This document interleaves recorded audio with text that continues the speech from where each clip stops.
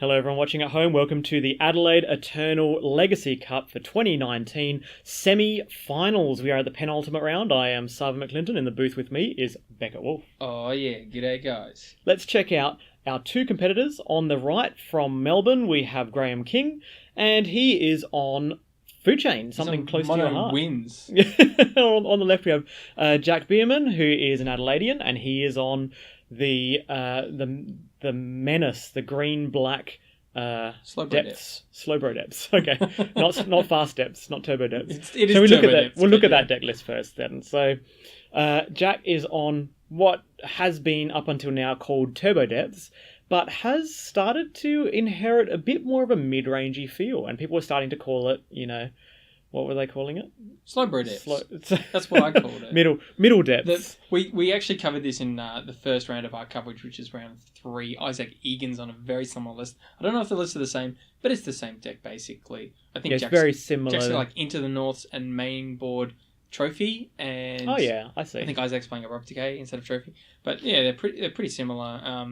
It's a get out dark depths combo fast, and then and defend it, and then leverage Dark Confidence as like a backup game plan to get card advantage. It's a sweet deck. It's done really well. It's had 2 plays in the top 8, because I think Isaac made top 8 as well. So 2 plays in the top 8. Yeah, on Turbo Depths. The top 8 was really interesting. You can find that at MTG Top 8.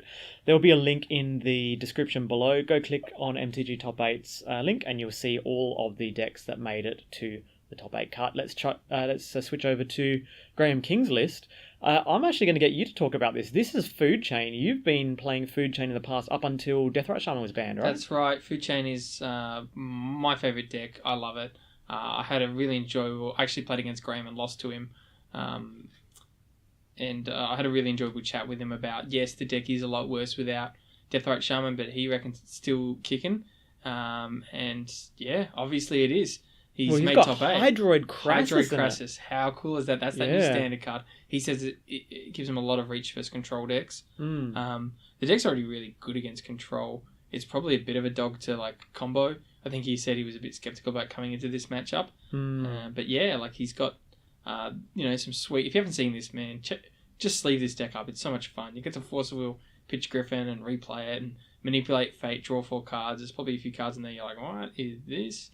But yeah. It's great. Spellseeker finds your... Spellseeker finds Manipulate Fate. Yeah, right. as well as like Trophies, which is a catch-all, or Abrupt Decay, which is like an uncounterable removal. Edict as well. So yeah, Spellseeker... And the Trinket Mage finds what? Like Walking Ballista, which is your Ballista, win con. okay. So once you get infinite mana... Sweet. If you don't know the deck, Food Chain plus Misthollow Griffin nets infinite mana for creatures. So then you like make an infinite Walking Ballista, or like an 18/18 Hydroid Crisis. Nice. Yeah. So I love it. Yeah, Trinket Mage is a really good one because you can food chain it away to cast Griffin, and then you get to find Ballista and kill them as a deterministic win. So yeah, deck's sweet. I could talk about it for ages. So stop me. Let's get down to the games. Otherwise, I'll be on it for ages. So they're just drawing their hands now. Graham absolutely demolished me. He was so friendly about it. It was Graham's friendly about everything. So every time you lose to him, you're just like, I feel really good about myself right now. I don't even know why. It was just a pleasant experience. So he's demoralising, really. But they both kept their hands of 7, both leading on the iconic dual land of their decks. And we have Sylvan Safekeeper Lotus Petal from Jack Biermann on the left. And now it's pretty obvious what he's on at this stage if you're Graham. I think Graham did know what he was on before starting.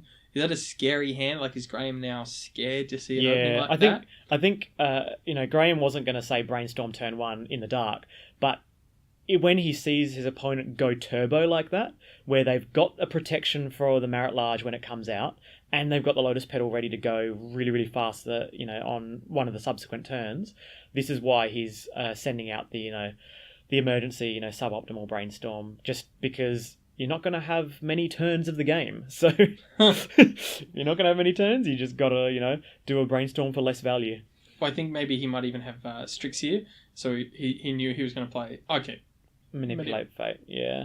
So Manipulate Fate has some random art of a dude kind of reaching through. Don't start knocking this card. This card has won me a lot of games. Oh, I knock arts mainly. The card's function is largely irrelevant.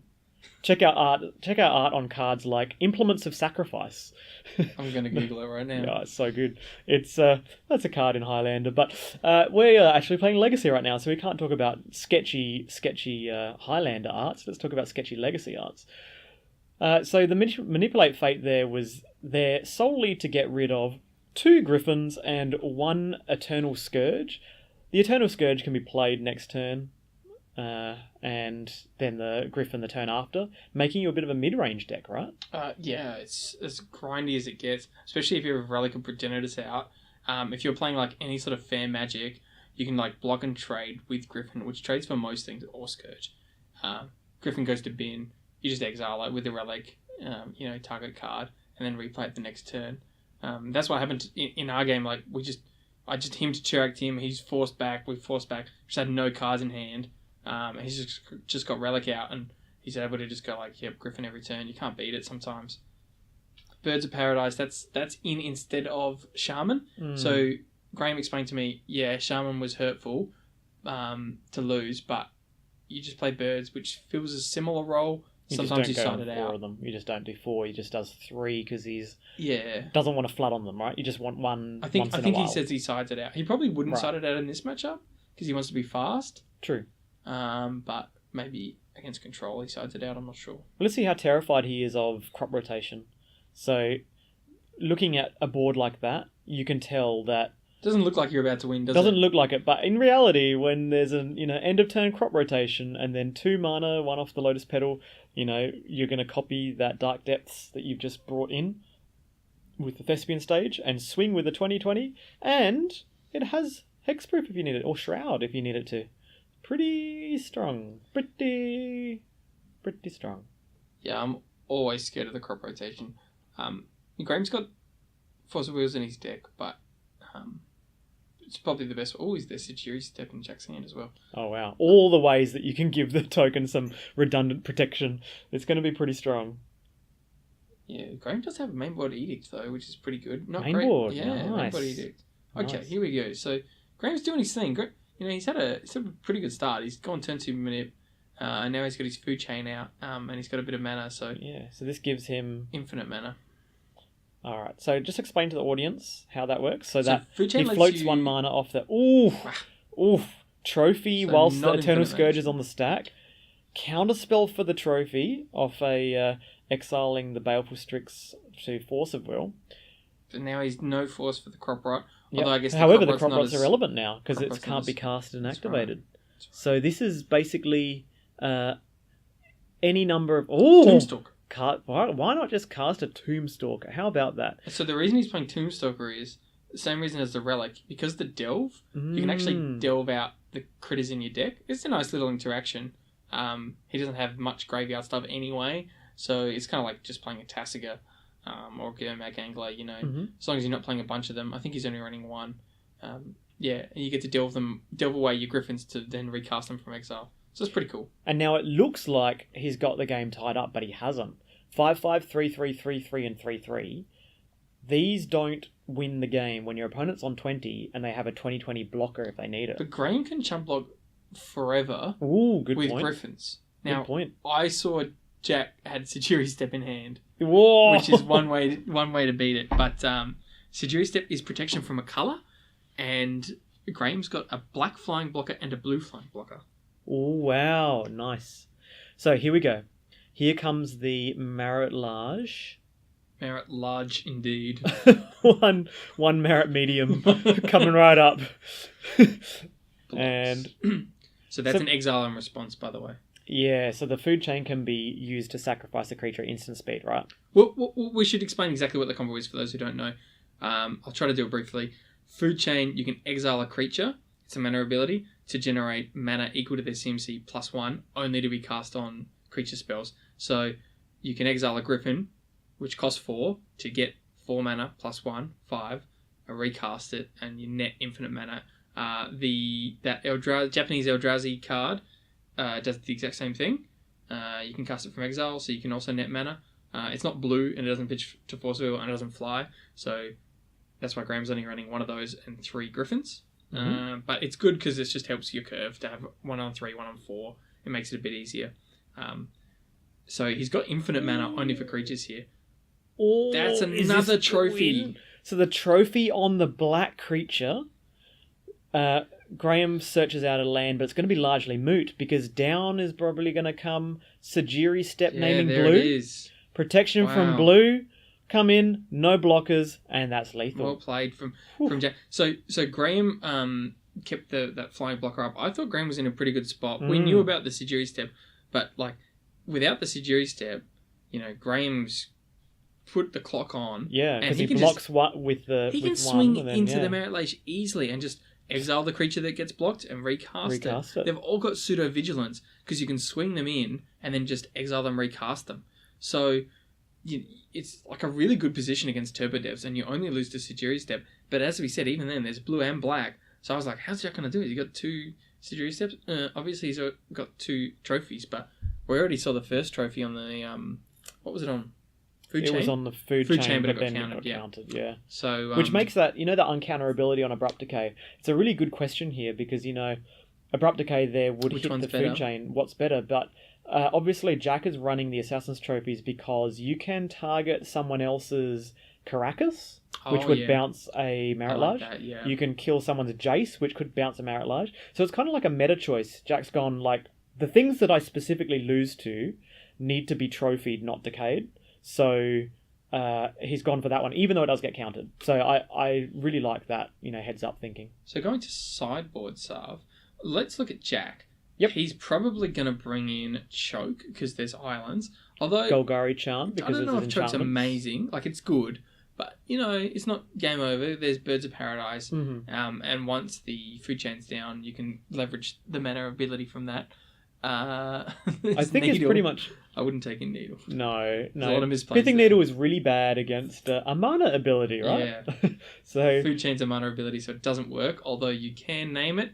One mini games like that. Crossing Group's probably quite a good one on the food chain, and Crossing even Group. on a Baleful Strix, which is an artifact, which can be the final chump blocker, preventing you from getting in with the 20/20. All right, so I can imagine in comes Golgari Charm, Choke, Crozen Grip, and then maybe a couple of duress. I don't know. I don't know how important it is to duress here. Are you getting a Diabolic Edict? Is that what you're killing? Yeah, I don't know what you probably want duress is game 2, but I don't play Turbo Devs. I don't know how much you can't dilute your main board. Yeah, how slow bro depths do you go? That's the question. And when your opponent's running counter spells, you can trim on crop rotations. But when your opponent's running Force of Wills as the only counter spells, crop rotation is still worth it. Yeah. Still worth keeping in. Yeah, we've just talked about what can come in. I'm not really sure what'll come out, but the players will probably demonstrate that shortly. For Graham, you've been on this deck before, so what would you tend to bring in this? Definitely a Diabolic Edict. Yep. A Needle, because you can Needle name Thespian Stage. Lovely. Surgical Extraction, because it's so all in on the combo that if they do have one in their bin, it's just worth it. He doesn't use his graveyard at all, so you don't want to be playing Rest in Peace or anything like that, but you want to be playing something like Surgical just to get it out of their deck altogether. Once if they go for it and you're able to kill one token, and then to prevent them going for it again, it can really shut them down. So if you're running Surgicals, do you also run Snapcasters and Thought Seizers, because Thought Seizing something and then Surgicaling it is nice, and I like Snap. Become a control deck, because and I think you're not going to win with the combo fast. I like him. Thought Seize, there's a lot of non-creatures, the things you want to Thought Seize can often be the lands, so Thought Seize might not be great, but I'm not sure again how much you want to dilute. Abrupt Decay is probably not great in the matchup, so you probably take out Abrupt Decays, and I'd be putting in him to Turk at the very least. There's only one green Sister Recall. Green right? Sister Recall, yeah. So I thought you were going to say Green Elemental Blast. Is that a thing? Green Elemental Blast? Counter-attack a black spell? What is that? So the players are off. They're just basically trading land drops here, and it's really sweet that Dark Depths can tap for a Damping Sphere. I'm not expecting that. That's actually that's very a relevant. surprise. Yeah, I didn't see the Damping Sphere. Damping Sphere is like Arcane Lab. It basically, Graham's not going to be able to go infinite mana. Mind you, I've been playing Food Chain for a long time. I played a bit more mid-range than Graham because I've got Shadowless Agents, but it does switch off the combo. But I think you'll find Food Chain is a bit more resilient to anti-combo cards because it's got the ability, that grind ability we talked about. Mm-hmm. You know, he's playing like Jace the Mind Sculptor and he's playing like 3/3 flyers. Grind ability TM. And Tomb Stalkers. Like, he can still just close a game with creatures. And he's still got access to some spot removal, I'm sure. I did say I would be taking out Abrupt Decays. Yeah, Graham's probably taking out Abrupt Decays, right? Surely. Force, okay. And it's a nice force because it's a force pitching Griffin. That's the best kind of force, right? Yeah. So it's a pretty good feeling when you like force pitch Griffin. You just feel like, I get a free 0-mana counterspell. Yeah. And a combo card in my exile. And about the actual turn itself, he got a perfect brainstorm at the same time. It's pretty good. So good. When your opponent plays Urborg, Dark Depths, and you can imagine a Hex Mage or something coming out the next turn, it looks really good for them. But I actually like this position. Look at this. Beauty. Out comes Food Chain. All he needs is a creature to start off the chain, right? For the food. Right. They both have pretty good openers. Urborg, Dark Depths is really good. You get to proactively play that Dark Depths early, and it's still tapping for mana. So Hexmage here would be pretty good from Jack. Let's see if he's got it. Yeah, it'll be interesting to see exactly. Oh no, it's 3. What is this? Tracking? Choke or something? Or yes, Crows in your Pit. Okay. Can't respond to that. That basically stopped him from, say, losing the game on the spot, right? Because that's pretty scary.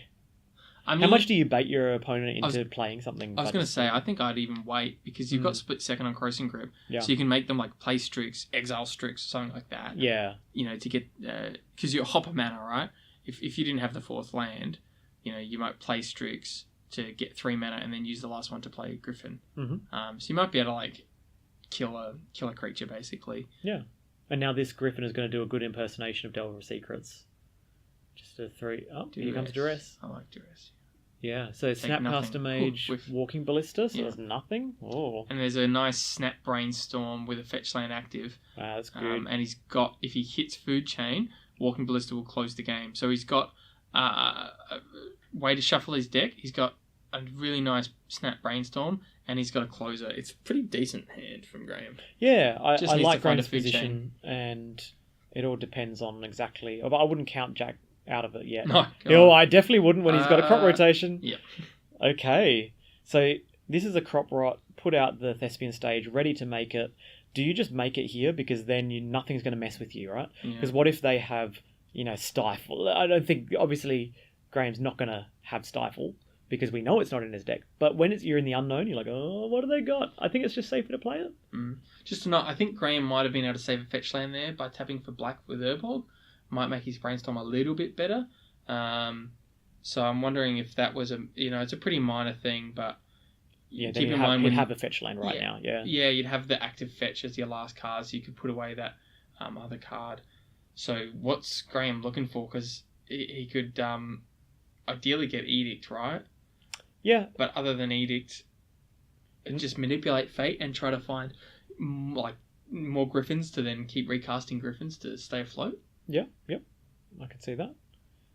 Whatever it is, he's only got 2 mana to do it with, so, if he's going to get Sajiri stepped out, then so be it. I think also because of the Urborg, he should have kept up Trop. Yeah, he also definitely does not have Edict. Otherwise, he would have played the Edict main phase. Otherwise, that untapped Verdant Catacombs will become a Dryad Arbor. Well, I think he's got Dryad in hand, but still you can't respond to just play Dryad Arbor, Dryad Arbor, no permission to respond to it. It's just in.